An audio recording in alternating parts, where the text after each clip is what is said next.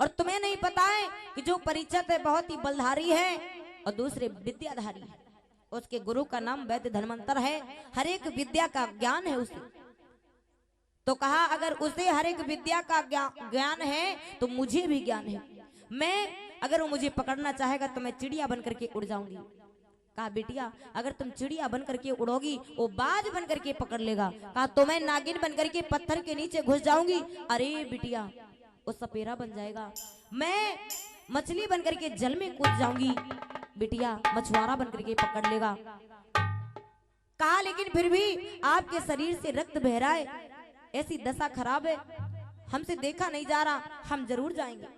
आज तुरंत ही एक भी बात नहीं मानी और अमृत लेने के लिए जैसे चली और जैसे चली जाकर के अमृत भरने लगी। अमृत भरने की आवाज जैसे पहुंची महाराज परीक्षित के कानों में, दौड़ती हुई आ गए। सुन के वीर परीक्षित बोलो ओ तू नारी कौन की तिरिया,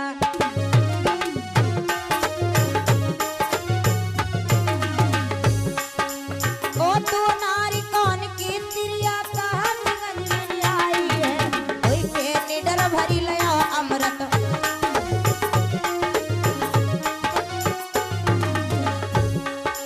कोई के निडर भरी लया अमृत ने कनत है सतकाई है।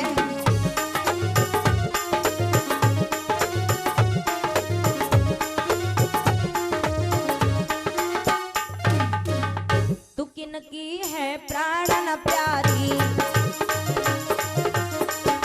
नवल देने फिर उचारी, सुता में हूँ बात के नल की, बिगड़ी गई काया बाबुल की, तो उनके लिए अमृत को आई तुम मत देर लगाइयो, आज जो है कोई वीर भूला।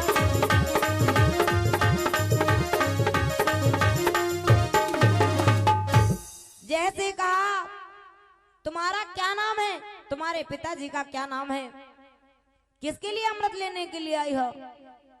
बिटिया ने जवाब दिया मेरा नाम नवलदे है और मेरे पिताजी का नाम बासुक है।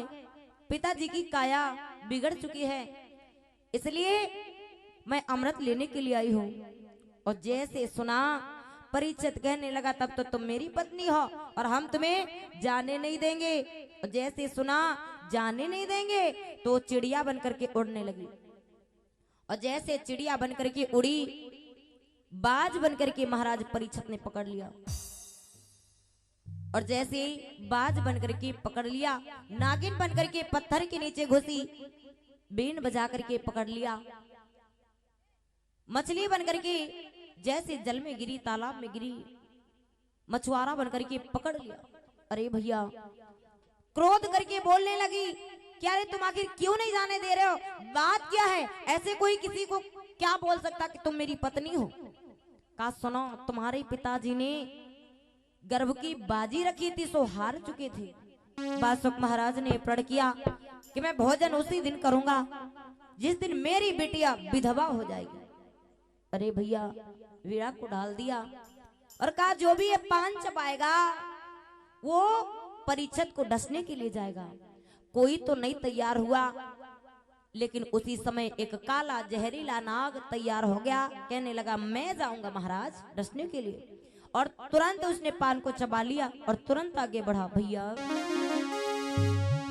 उड़त जात लहरात पवन, ये घड़ी न बीती ना पल बीतो,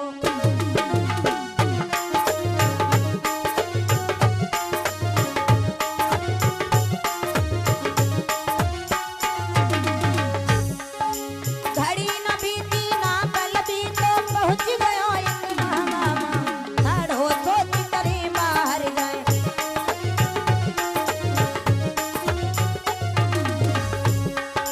साढ़ो सोच करे बाहर जाए, काटू धस के जा मामा।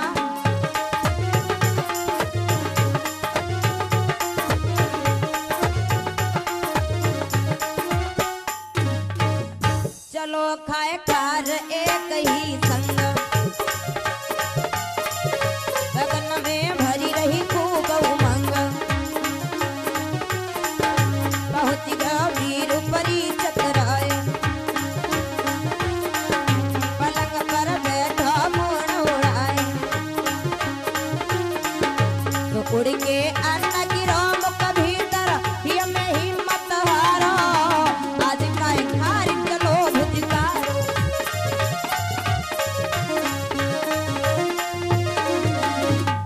जैसे ही आज वो काला जहरीला नाग चला और पहुंच गया महाराज परीक्षित के भवन को। जो नवलदे थी बड़ी चालाक थी, रोजाना एक काम करती थी, सोने से पहले लेटने से पहले या तो दूध रख दिया करती थी या तो चावल बिखेर देती थी चारों तरफ। महाराज परीक्षित आए, लेट गए, नवलदे भी लेटी है, चारों तरफ चावल बितरे हुए हैं।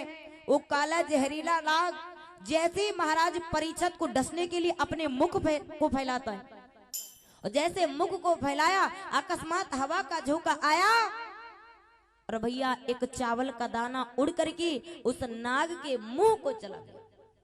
और जो मुख के अंदर गया, अब तो नाग देखिए कितना वफादार है नाग। नाग सोचने लगा कि अगर मैं अब परीक्षित महाराज को डसता हूं तो ये जो अन्न मैंने खाया है ना, ये मुझे श्राप दे देगा, ये मुझे श्राप दे देगा। मैंने इनका अन्न खाया, इनके साथ गद्दारी नहीं कर सकता। और आजकल तुझे ही की खाती खात ना, वही कहावत, खात खात पतरीम छेद करत।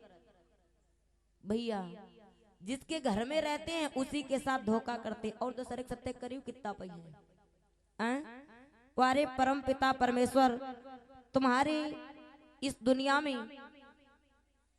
ये कैसी हालत हो गई है प्रभु, क्योंकि कहा भी गया है कि देख तेरे संसार की हालत और क्या हो गई भगवान, ये कितना बदल गया इंसान, ये कितना बदल गया इंसान।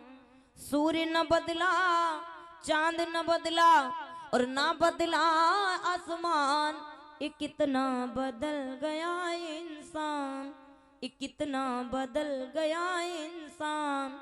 इंसान बिल्कुल बदल चुका है, बिल्कुल बदल चुका है। वही सूर्य है, वही चंद्रमा है, वही आसमान है, लेकिन इंसान दिनों दिन बदलता जा रहा है। कहाँ है?